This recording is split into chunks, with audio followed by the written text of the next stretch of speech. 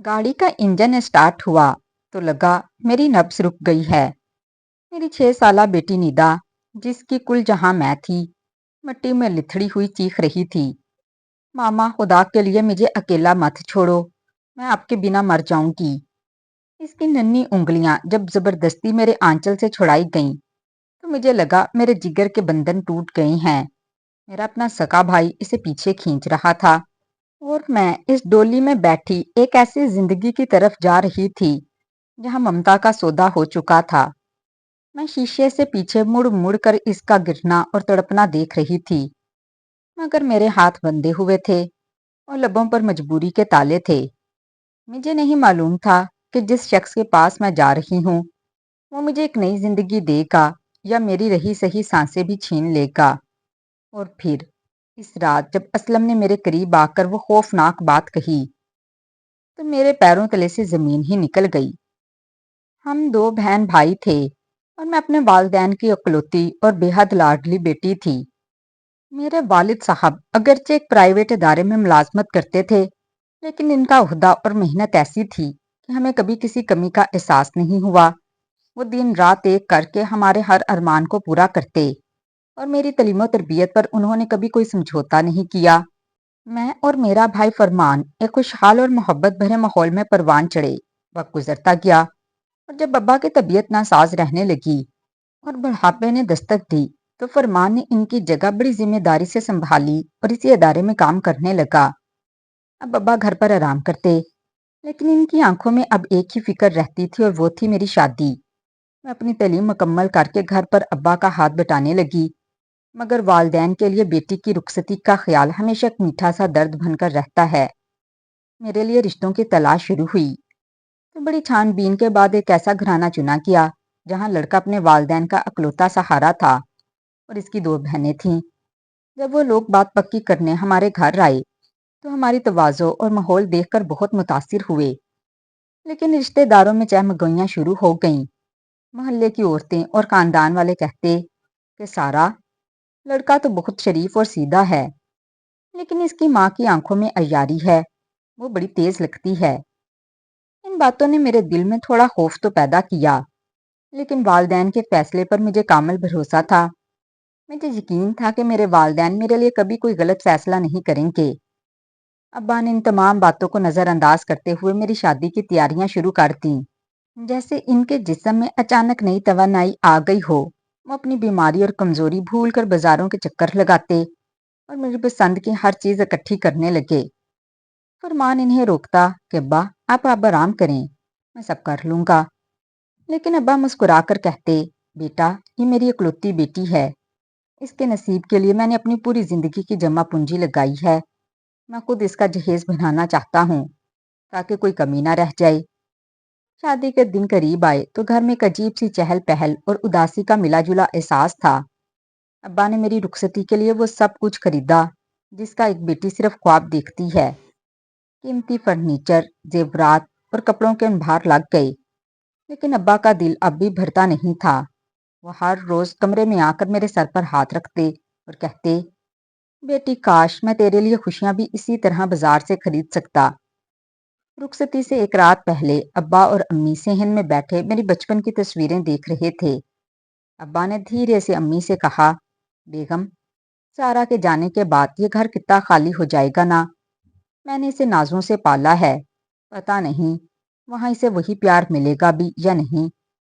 अम्मी की आंखों में आंसू थे। उन्होंने दिलासा दिया कि आपने अपनी तरफ से कोई कसर नहीं छोड़ी। अल्लाह मेरी बेटी के नसीब अच्छे करे। इन दोनों की गुफ्तगू में एक ऐसी तड़प थी जो सिर्फ वो वालिदैन समझ सकते हैं, जो अपने जिगरे गोशा को किसी दूसरे के हवाले करने वाले हों। आखिरकार वो घड़ी आ गई जब मुझे इस घर से रुखसत होना था, जहां मेरी जिंदगी के बेहतरीन साल गुजरे थे।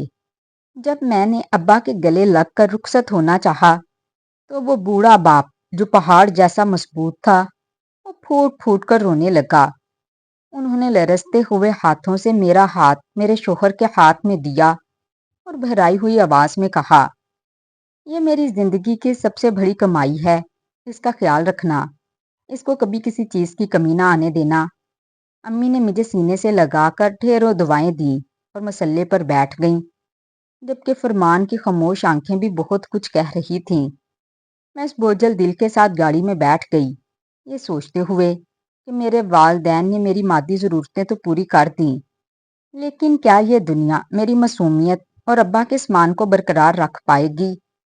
والدین اولاد کے لیے جہیز تو جوڑ لیتے ہیں، پر قسمت لکھنا تو صرف رب کے اختیار میں ہے۔ شادی کے بعد جب میں اپنے سسرال پہنچی تو مجھے جلد ہی اندازہ ہو گیا کہ یاسر نہ صرف ایک بہترین شوہر ہیں، بلکہ وہ ایک انتہائی شریف اور مخلص انسان بھی ہے۔ وہ میرا بہت خیال رکھتا تھا اور اپنی ماں اور بہنوں کا بھی بے حد احترام کرتا تھا۔ ہماری شادی کی پہلی رات اس نے بڑے مان سے میرا ہاتھ تھام کر کہا، سارا، تم میری زندگی کا سب سے خوبصورت حصہ ہو۔ میں کبھی تمہارا دل نہیں دکھاؤں گا، لیکن ایک بات یاد رکھنا، میری ماں کا مزاج تھوڑا سخت ہے، کیونکہ انہوں نے بیوگی کے بعد ہمیں اکیلے پالا ہے۔ ان کی کسی کڑوی بات کو میری خاطر برداشت کر لینا۔ میں وعدہ کرتا ہوں کہ میں کبھی آنکھیں بند کر کے کسی کی بات نہیں سنوں گا اور میں ہر رشتے کا مان رکھوں گا۔ یاسر کی ان باتوں نے میرے دل میں ان کی عزت کو مزید بڑھا دیا۔ جب میں پہلی بار میکے گئی تو میرے چہرے کا رنگت اور اطمینان دیکھ کر ابا اور امی کی جان میں جان آئی کہ ان کی لاڈلی ایک اچھے اور محفوظ ہاتھوں میں ہے۔ ان کو جو فکریں تھیں اب وہ تقریباً ختم ہو گئیں۔ یاسر اپنے گھر والوں کے لیے دن رات محنت کرتا تھا۔ میری بڑی نند کی شادی ہو چکی تھی، جبکہ دو چھوٹی نندیں ابھی گھر پر ہی تھیں اور وہ گھر کے کسی کام کو ہاتھ نہیں لگاتی تھیں۔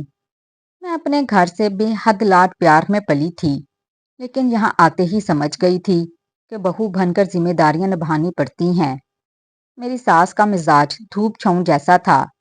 کبھی تو وہ کچن کو خود سنبھال لیتی اور مجھے صفائی پر لگا دیتی، اور کبھی عالم یہ ہوتا کہ وہ ہل کر پانی بھی نہ پیتی اور سارا دن مجھ سے مشقت کرواتی۔ یاسر اکثر خاموشی سے میرے کام میں ہاتھ بٹاتا اور کہتا، سارا تھوڑا صبر کر لو، سب کچھ ٹھیک ہو جائے گا۔ وہ ہنستا مسکرا رہا تھا اور زندگی کی تلخیاں اس کے محبت کے سامنے کم لگنے لگتی تھیں۔ لیکن ہمیں کیا معلوم تھا کہ قدرت نے ہمارے نصیب میں خوشیوں کا یہ دورانیہ کتنا مختصر لکھا ہے۔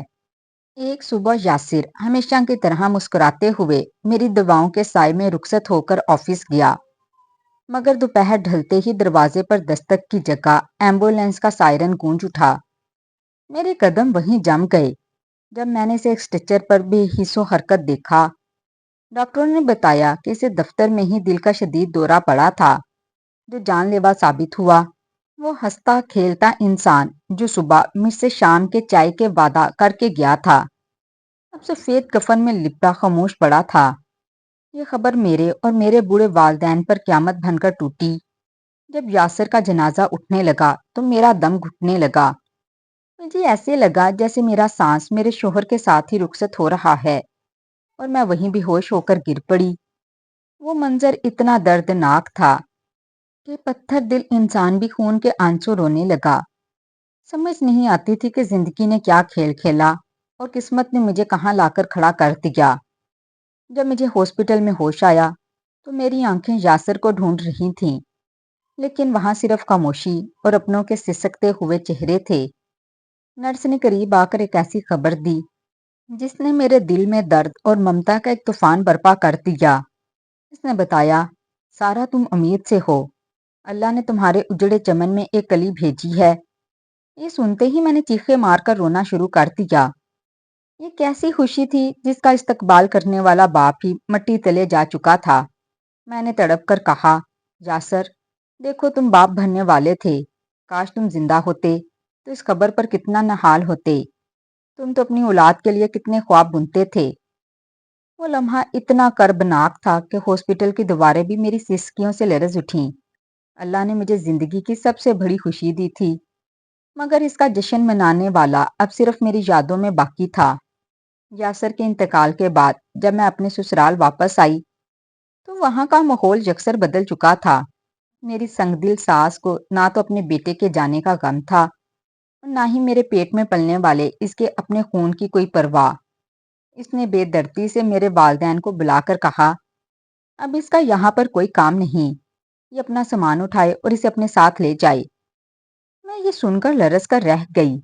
ابھی تو میری شادی کو صرف 8 ماہ ہی ہوئے تھے اور میرا سارا سامان ویسے کا ویسا ہی پڑا تھا۔ جب میں اپنے میکے واپس پہنچی اور ابا نے میرا وہی سامان دوبارہ گھر میں سجایا تو میں ہر چیز کو دیکھ کر تڑپ اٹھتی کہ ابا نے یہ کتنے ارمانوں سے سب دیا تھا۔ میری ماں مجھے حوصلہ دیتی اور کہتی کہ بیٹی اب اپنے آنے والے بچے کے لیے جینا سیکھو۔ وقت گزرتا گیا، بھائی فرمان کی منگنی بھی ہو گئی اور میری زندگی کے کٹھن دن کاٹتے کاٹتے وہ لمحہ آ گیا جب اللہ نے مجھے خوبصورت بیٹی سے نوازا۔ اس کی شکل بالکل یاسر جیسی تھی۔ اسے دیکھ کر میرے دل سے ٹیسیں اٹھتی کہ کاش اس کا باپ اسے دیکھنے کے لیے زندہ ہوتا۔ کاش اگر آج وہ زندہ ہوتا تو کتنی خوشی مناتا۔ بھائی کی شادی ہو گئی اور بھابھی گھر آ گئیں، لیکن جلد ہی گھر کی فضا بدلنے لگی۔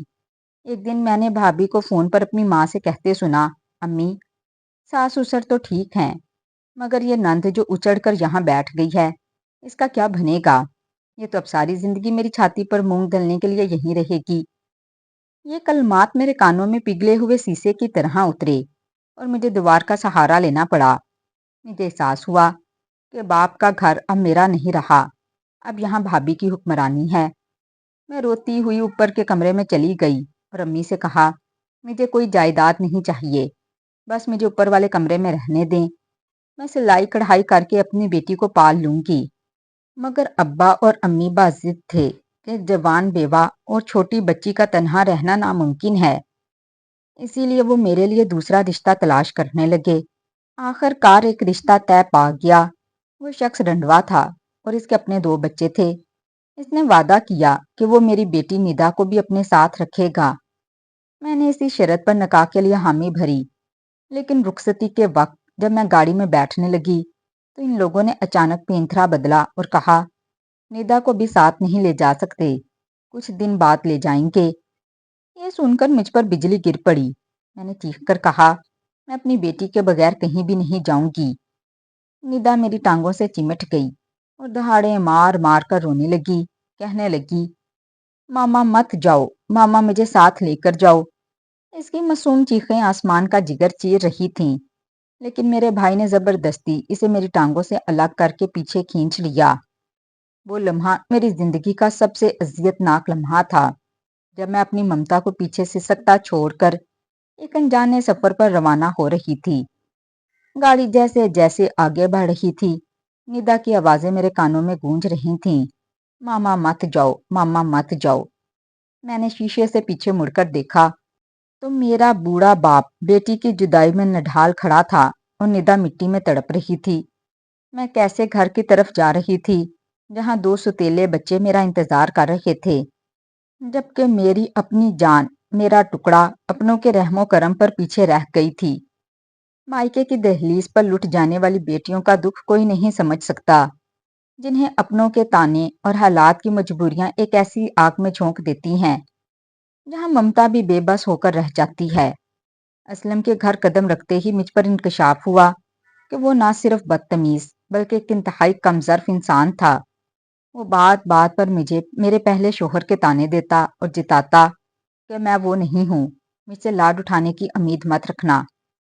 میں نے اس کے دونوں بچوں کو ماں بن کر پالا، ان کی ہر ضرورت کا خیال رکھا، مگر وہ پھر بھی مجھے شک کی نگاہ سے دیکھتا اور دھمکاتا کہ اگر میرے بچوں کے معاملے میں کوئی کمی ہوئی تو میں تمہاری جان لے لوں گا۔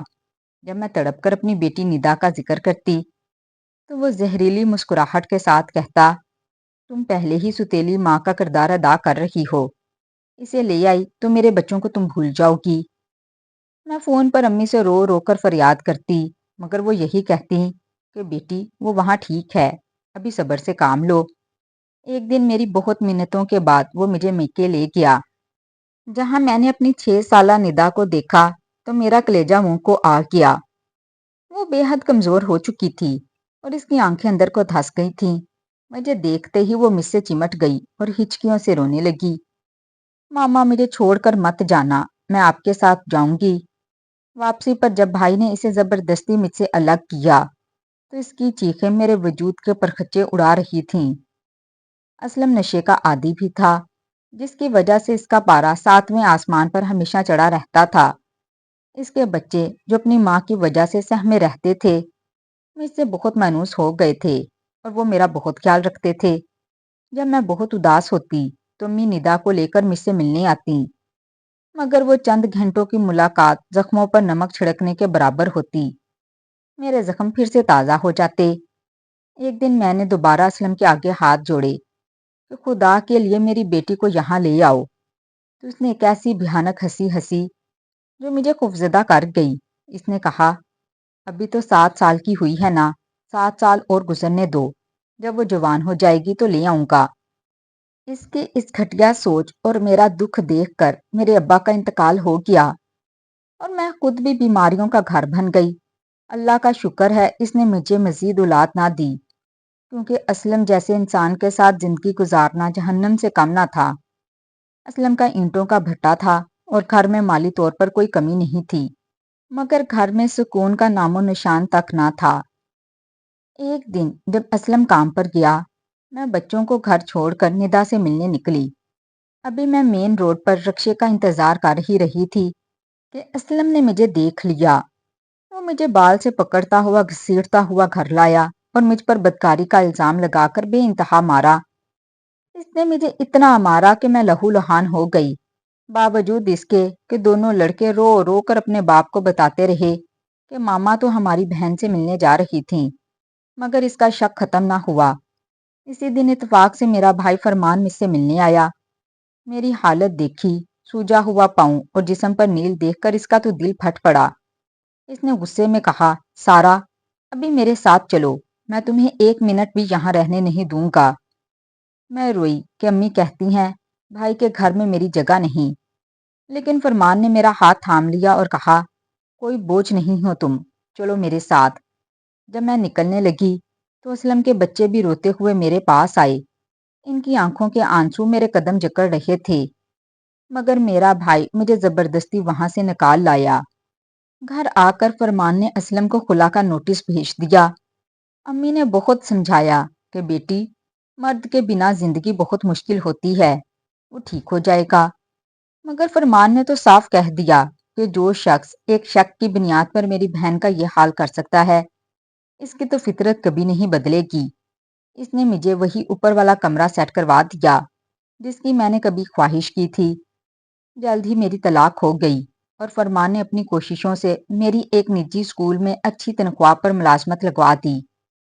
اب میں اپنی بیٹی ندا کے ساتھ اسی اوپر والے حصے میں رہتی ہوں، جہاں امی بھی اب میرے ساتھ ہی ہوتی ہیں۔ میری زندگی میں 2 مرد آئے، ایک وہ جو فرشتہ صفت تھا جسے رب نے بلا لیا، اور ایک وہ جو انسان کے روپ میں درندہ تھا۔ اب میں نے فیصلہ کر لیا کہ میں اپنی بقیہ زندگی کسی سہارے کے بغیر صرف اپنی بیٹی کی پرورش کے لیے وقف کروں گی۔ تو ناظرین، کمنٹ باکس میں لازمی بتائیے گا کہ آج کی کہانی آپ کو کیسی لگی۔ کہانی پسند آئی ہو تو ویڈیو کو لائک اور چینل کو سبسکرائب کر دیں۔ شکریہ۔